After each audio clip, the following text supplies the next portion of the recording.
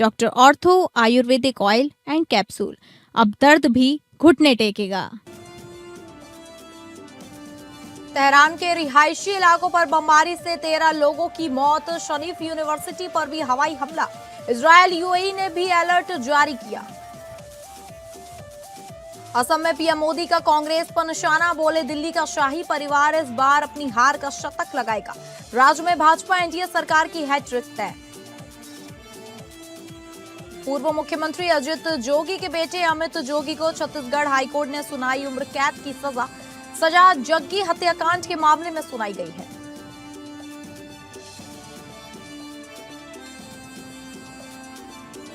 नमस्कार, आप सभी का स्वागत है टॉप अपडेट में। मैं हूं आपके साथ शालिनी राणा।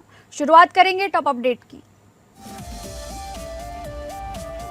तेहरान की सुबह आज धमाकों की गूंज से दहल उठी, जब तड़के हुए भीषण हवाई हमलों ने पूरे शहर में डर और अनिश्चितता फैला दी। राजधानी के पास इस्लाम शहर में हुए बड़े हमले में कम से कम 13 लोगों की मौत की पुष्टि हुई है, जबकि कई लोगों के मलबे में दबे होने की आशंका जताई जा रही है और राहत बचाव कार्य लगातार जारी है। अधिकारियों के मुताबिक मृतकों की संख्या बढ़ सकती है, क्योंकि कई घायल गंभीर हालत में हैं। इसी बीच तेहरान स्थित शरीफ यूनिवर्सिटी ऑफ टेक्नोलॉजी को भी निशाना बनाया गया, जहां कुछ इमारतों को नुकसान पहुंचा और पास का गैस वितरण केंद्र भी प्रभावित हुआ है।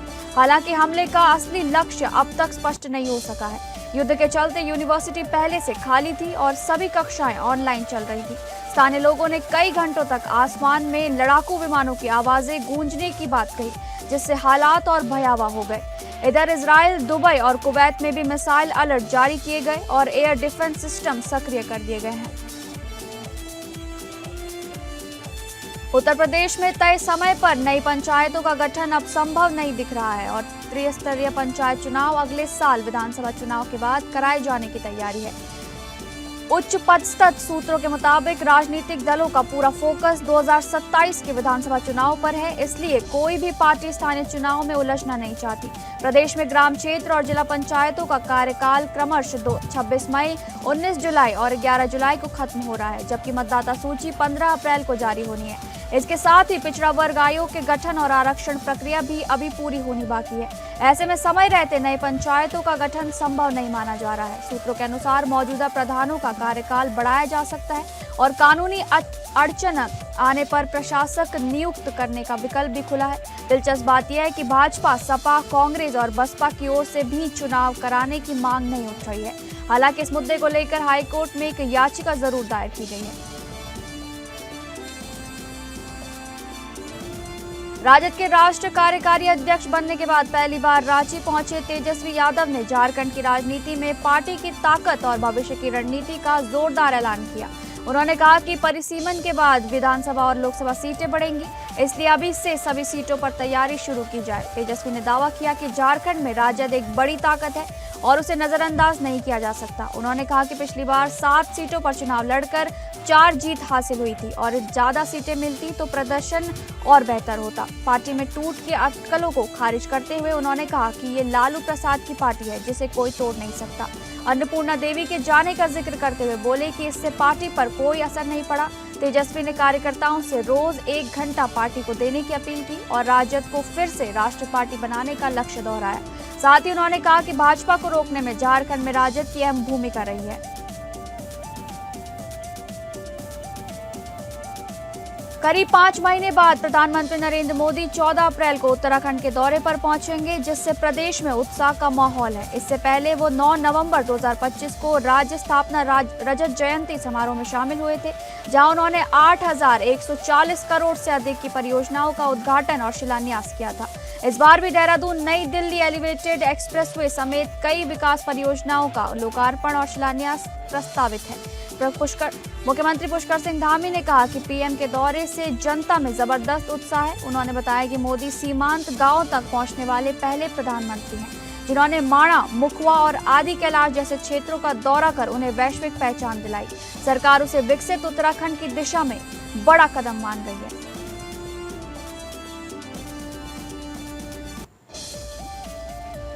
असम के बरपेटा में प्रधानमंत्री नरेंद्र मोदी ने चुनावी रैली को संबोधित करते हुए विपक्ष पर तीखा हमला बोला और भाजपा एनडीए की हैट्रिक का दावा किया है।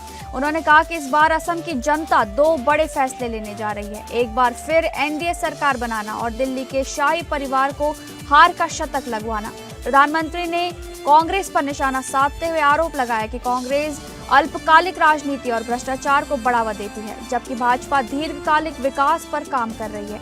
उन्होंने कहा कि पिछले 10 वर्षों में असम में शांति और स्थिरता स्थापित हुई है और आने वाले समय में विकास को और गति दी जाएगी। साथ ही उन्होंने महिला आरक्षण विधेयक पर सभी दलों से समर्थन की अपील करते हुए भरोसा दिलाया कि इससे किसी राज्य के प्रतिनिधित्व पर असर नहीं पड़ेगा।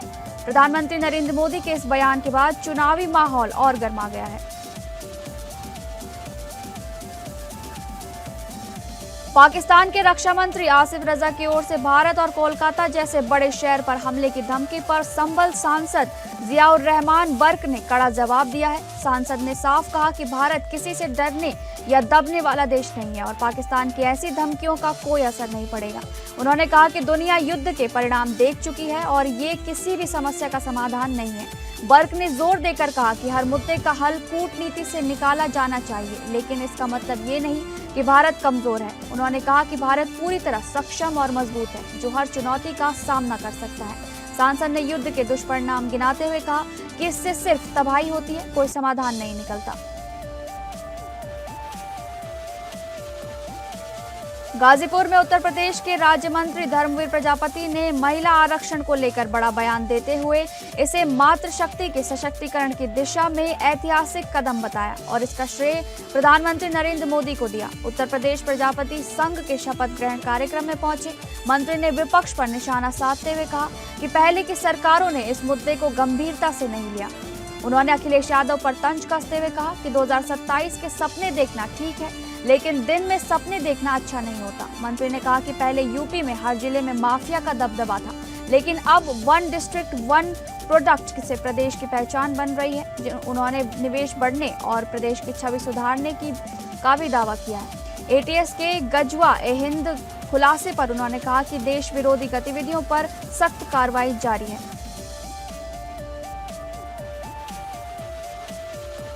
उत्तर प्रदेश के चंदौली से एक सनसनीखेज और दिल दहला देने वाली खबर सामने आई है, जहां एक पति ने घरेलू विवाद के बाद अपनी पत्नी की हत्या कर दी और सबूत मिटाने के लिए शव को 90 किलोमीटर दूर फेंक दिया। इस वारदात ने पूरे इलाके में हड़कंप मचा दिया है। चंदौली जिले के सदर कोतवाली क्षेत्र के बिछिया खुर्द गांव में रिश्तों को शर्मसार कर देने वाली ये घटना सामने आई है। गौतम कुमार खरवार नाम के युवक ने अपनी 28 वर्षीय पत्नी सोनी की हत्या कर दी। पुलिस पूछताछ में आरोपी ने बताया कि घरेलू विवाद के दौरान गुस्से में आकर उसने हैंडपंप के लोहे के हत्थे से पत्नी पर हमला किया, जिससे उसकी मौके पर ही दर्दनाक मौत हो गई। वारदात के बाद आरोपी ने शव को चादर में लपेटा, बोरे में भरा और कार से लगभग 90 किलोमीटर दूर एक पहाड़ी इलाके में ले जाकर फेंक दिया।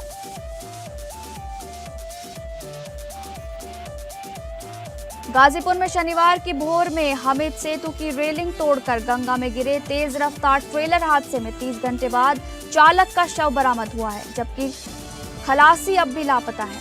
परिजनों ने प्रशासन पर लापरवाही का आरोप लगाया है। बता दें कि गाजीपुर के हमीद सेतु पर शनिवार की भोर उस वक्त बड़ा हादसा हो गया जब तेज रफ्तार ट्रेलर अनियंत्रित होकर पुल की रेलिंग तोड़ते हुए गंगा में जा गिरा। हादसे के बाद ट्रेलर चालक और खलासी के डूबने की आशंका जताई गई थी। घटना के बाद जिला प्रशासन, एनडीआरएफ टीम और स्थानीय गोताखोरों की मदद से लगातार रेस्क्यू ऑपरेशन चलाया गया, लेकिन 24 घंटे तक दोनों का कोई सुराग नहीं मिला। इसके बाद लापता चालक राजन यादव और खलासी बिट्ठुल गुप्ता के परिजन खुद किराए की नाव लेकर गंगा में तलाश करने निकल पड़े। करीब 15 किलोमीटर तक खोजबीन के बाद भी कुछ पता नहीं चला तो वे वापस लौटने लगे। इसके बाद जाकर काफी देर बाद उन्हें शव बरामद हुआ। हमीरपुर जिले में नेशनल हाईवे 34 पर दिल दहला देने वाला सड़क हादसा सामने आया है। तेज रफ्तार ट्रक ने बाइक सवार युवक को पीछे से रौंद दिया। हादसे में युवक की दर्दनाक मौत हो गई, जबकि उसकी मां गंभीर रूप से घायल बताई जा रही है। घटना के बाद इलाके में अफरा तफरी मच गई। पुलिस ने तत्परता दिखाते हुए ट्रक का पीछा कर उसे पकड़ लिया। मामला सदर कोतवाली क्षेत्र के लक्ष्मीबाई तिराहा पेट्रोल पंप के पास का है, जहां तेज रफ्तार ट्रक ने बाइक सवार युवक को पीछे से जोरदार टक्कर मार दी और टक्कर इतनी भीषण थी कि युवक की मौके पर ही दर्दनाक मौत हो गई।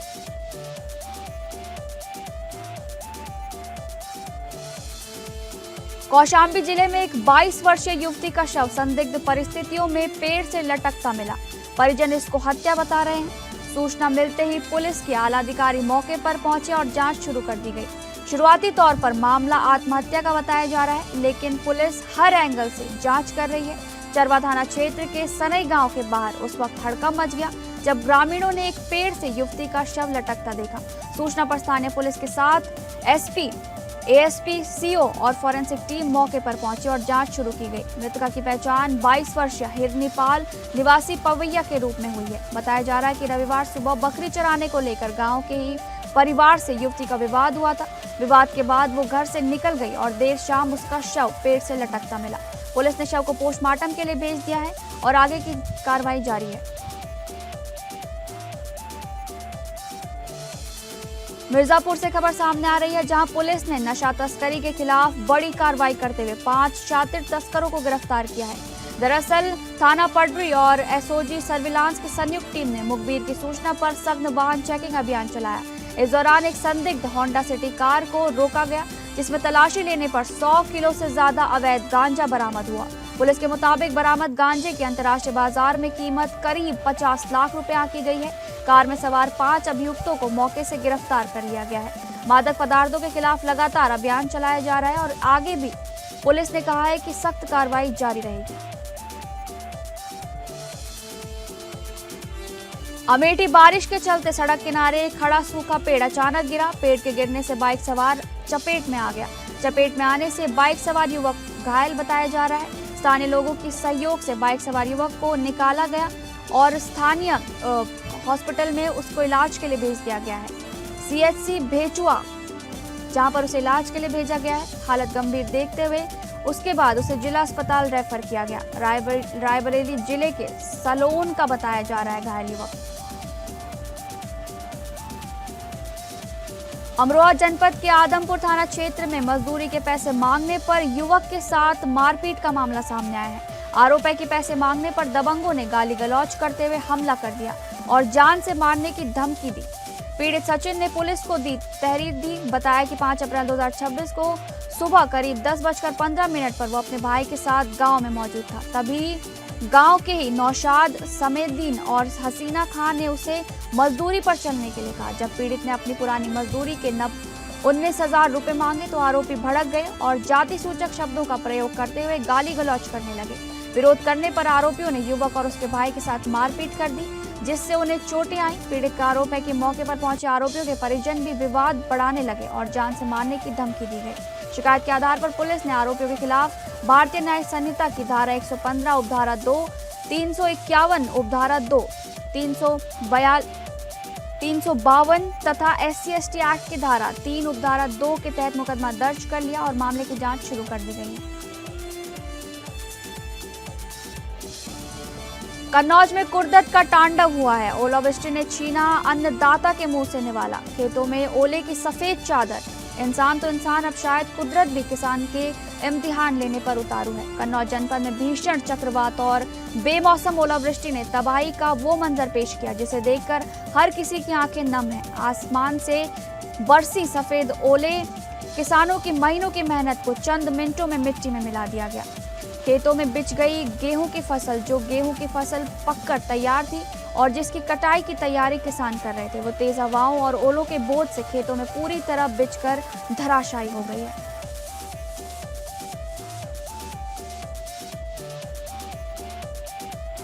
कमिश्नरेट पुलिस के पश्चिमी जोन में चलाए जा रहे सख्त अभियान के तहत बिठूर थाना पुलिस ने अंतर जनपदीय वाहन चोर गिरोह का पर्दाफाश करते हुए 3 शातिर आरोपियों को गिरफ्तार किया है।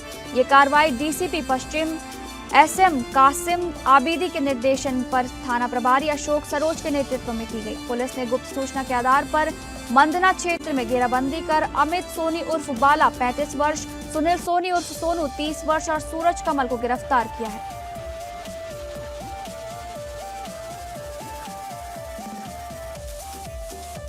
कानपुर में सेक्स रैकेट से जुड़े एक चौंकाने वाले मामले का पुलिस ने पर्दाफाश कर दिया है। इस पूरे मामले में सबसे हैरान करने वाली बात यह है कि खुद को पत्रकार बताने वाला आरोपी ही जिस्म फरोशी के इस अवैध नेटवर्क का संचालन कर रहा था। आरोपी की पहचान बर्रा निवासी रोहित वर्मा के रूप में हुई है, जो युवतियों को नौकरी दिलाने का झांसा देकर अपने जाल में फंसाता था। जानकारी के मुताबिक वो खास तौर पर बाहर की लड़कियों को निशाना बनाता था। इसी कड़ी में उसने पश्चिम बंगाल की एक युवती को कानपुर बुलाकर उसका शोषण किया। जांच में सामने आया है कि आरोपी युवतियों के अश्लील वीडियो और फोटो बनाकर उन्हें ब्लैकमेल करता था और इस दबाव में उनसे गलत काम करवाता था। ये पूरा नेटवर्क सुनियोजित तरीके से चलाया जा रहा था।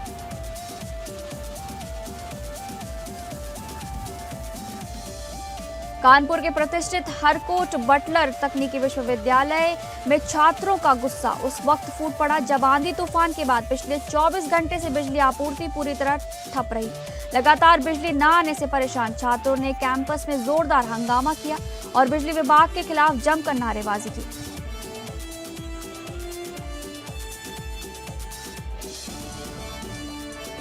मडियाल क्षेत्र में हादसा हुआ है। डॉक्टर जयप्रकाश को रॉन्ग साइड से आ रहे मिक्सर ट्रक ने रौंद दिया। घर के बाहर गेट पर हुई घटना। पूरी घटना का सीसीटीवी सामने आया है। मृतक की कानपुर में तैनाती थी, जहां पर पत्नी डॉक्टर अर्चना वर्मा KGMU में तैनात थी। पत्नी और 2 बेटों के साथ शालीमार गार्डन में वो लोग रहते थे। वीकेंड छुट्टी पर आ रहे थे। घर के बाहर गेट पर ट्रक ने उन्हें रौंद दिया। पिछले पहिए के नीचे आने से उनकी दर्दनाक मौत हो गई।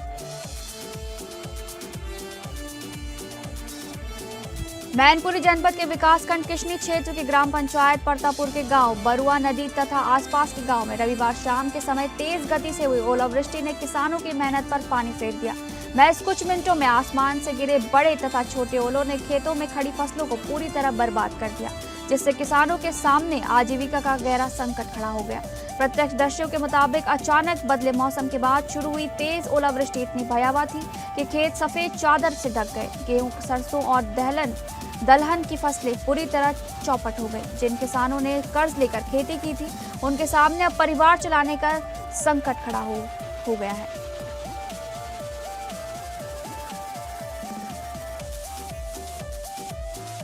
श्रावस्ती रास्ते में एक ही परिवार में मारपीट का मामला सामने आ रहा है। वृद्ध महिला घायल। विवाद के दौरान कहासुनी बढ़कर मारपीट में बदल गई, जिससे माहौल तनावपूर्ण हो गया। मारपीट में बीच बचाव करने आई वृद्ध महिला सत्या देवी गंभीर रूप से घायल बताई जा रही हैं।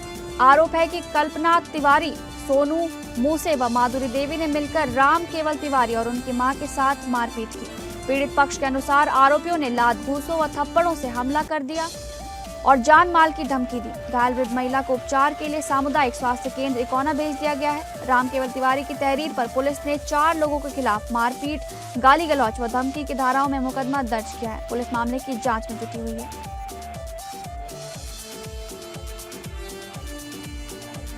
छत्तीसगढ़ हाईकोर्ट ने राज्य के पूर्व मुख्यमंत्री दिवंगत अजीत जोगी के बेटे और जनता कांग्रेस के नेता अमित जोगी को उम्र कैद की सजा सुनाई है। हाईकोर्ट ने ये सजा जग्गी हत्याकांड के मामले में सुनाई है। हाईकोर्ट ने उन्हें 7 दिनों के भीतर सरेंडर करने के निर्देश दिए हैं। वहीं इस मामले में अमित जोगी ने सुप्रीम कोर्ट में याचिका लगाई है। मुख्य न्यायाधीश रमेश सिन्हा और न्यायाधीश अरविंद कुमार वर्मा की बेंच ने यह फैसला सुनाया है। बता दें 4 जून 2003 को एनसीपी नेता राम अवतार जग्गी की हत्या हुई थी, जिसने उस समय प्रदेश की राजनीति में भारी सनसनी मचा दी थी। इस बहुचर्चित मामले में 2007 में निचली अदालत ने 28 आरोपियों को उम्र कैद की सजा सुनाई थी, जबकि अमित जोगी को सबूतों के अभाव में बरी कर दिया गया था। बाद में जग्गी के बेटे ने इस फैसले को चुनौती दी, जिसके बाद मामला सुप्रीम कोर्ट तक पहुंचा और वहां से सुनवाई के लिए इसे वापस हाई कोर्ट भेज दिया गया।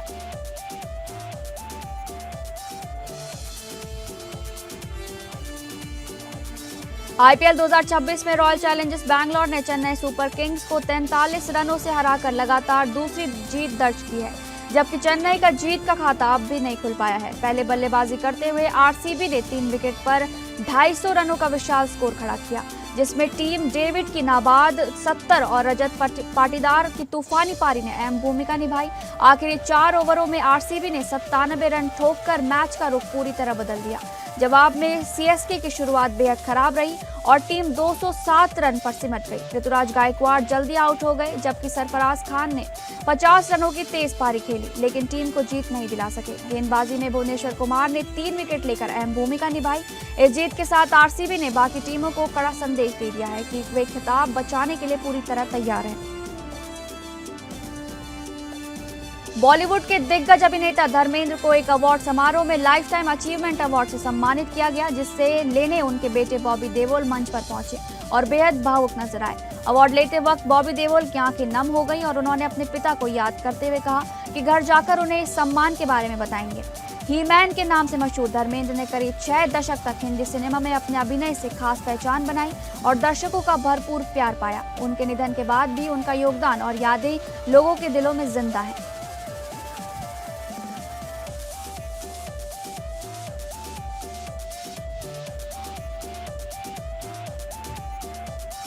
फिलहाल टॉप अपडेट में बस इतना ही। नमस्कार।